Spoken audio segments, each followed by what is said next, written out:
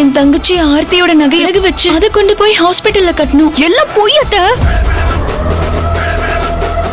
இவங்க பணம் கட்டினது காலையில 11 மணி. ஆனா நகையை அடகு வச்சது சாயந்தரம் 3 மணிக்கு. உன்கிட்ட எப்படி 10 லட்சம் வந்ததுன்னு கேக்குறேன். என் பொண்டாட்டி கிட்ட 10 லட்சம் மட்டும் இல்ல 10 கோடி கூட இருக்கும். அதை கேட்கிற உரிமை உங்களுக்கு எல்லாம் கிடையாது.